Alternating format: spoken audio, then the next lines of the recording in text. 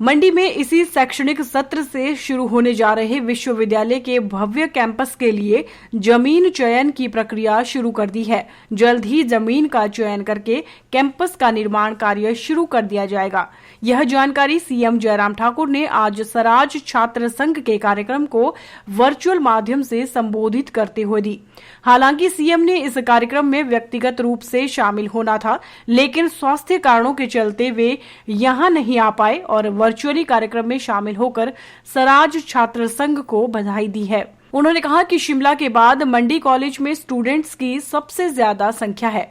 पहले यहां पर क्लस्टर यूनिवर्सिटी बनाई गई और अब राज्य सरकार ने पूर्णतः विश्वविद्यालय बनाने का निर्णय लिया है, जो अप्रैल से शुरू कर दिया जाएगा। उन्होंने कहा कि सराज में 3 स्थानों पर कॉलेज खोले गए हैं, लेकिन आज भी वहां के बच्चे शिक्षा ग्रहण करने मंडी आते हैं, क्योंकि इस कॉलेज के साथ क्षेत्र के बच्चों को विशेष लगाव है। जयराम ठाकुर ने कहा कि सराज के लोगों के कारण आज सराज शिखर पर है और इसे शिखर पर लगातार बरकरार रखने के लिए सभी के सहयोग की जरूरत है।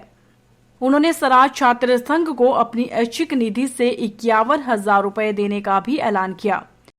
मंडी का हमारा कैंपस अब और ज्यादा आगे बढ़ रहा है। क्लस्टर यूनिवर्सिटी यहाँ पर बनाई। क्लस्टर यूनिवर्सिटी बनने के बाद फिर भी मुझे लग रहा था कि शिमला यूनिवर्सिटी के बाद दूसरा ये महत्वपूर्ण शिक्षा का केंद्र है और इसको और ज्यादा मजबूत करने की जरूरत है।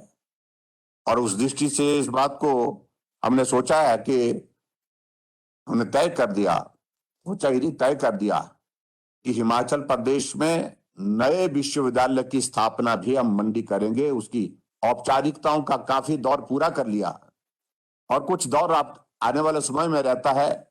एक university, full fledged university, state university Himachal Pradesh की मंडी में फंक्शन करेगी और इसी सत्र से करेगी। और उस सुविधा से मुझे लगता है कि सभी लोगों को एक बहुत बड़ा लाभ मिलेगा, जिनको शिमला आने में कठिनाई होती है, शिमला रहने में कठिनाई होती है, तो वो उस दृष्टि से आपको बहुत बड़ी एक सुविधा मंडी के कैंपस के अंदर मिलेगी। और उसके लिए हमने जगह का भी चयन करने की दिशा में प्रक्रिया शुरू कर दी है। वो प्रक्रिया भी पूरी हो जाएगी, मुझे लगता है कि बहुत जल्दी। और उस तरह से उस प्रक्रिया को पूरा करने के बाद मंडी की जो यूनिवर्सिटी है उसको ठीक प्रकार से हम फंक्शनल करेंगे। तो आज के इस कार्यक्रम में आप सबको बहुत बहुत शुभकामनाएं। जो सांस्कृतिक कार्यक्रम आप कर रहे हैं उस कार्यक्रम के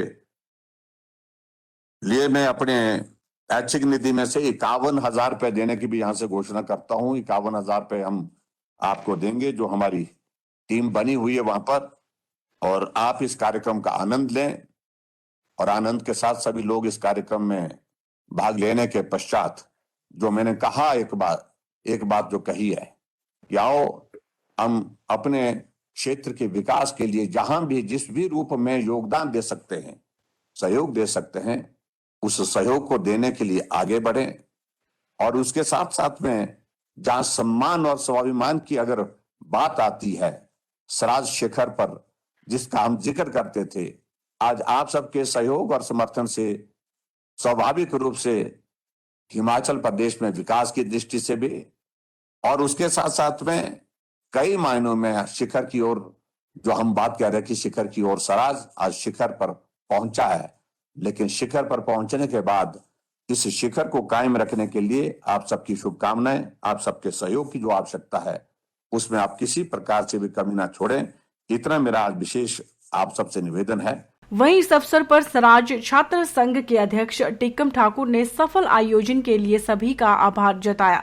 उन्होंने कहा कि सराज क्षेत्र की अपनी एक अलग संस्कृति है और इस प्रकार के आयोजनों के माध्यम से ही सराज की यह संस्कृति सभी के समक्ष प्रदर्शित होती है।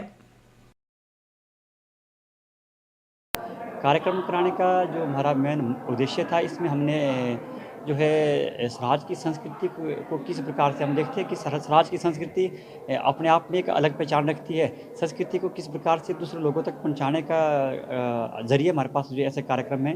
इस बार कुछ नए इनिशिएटिव के साथ हम आए हैं। इस बार हमने इस बार जो स्टॉल थे हमारे, हमने बहुत सारे सराज के जितने भी मंदिर हैं, मंदिरों के हमने फ़ोटोज़ लगाए हैं। पूरे के पूरा सराज को मतलब मंदिरों को, देव संस्कृति को मतलब ध्यान में रखा है।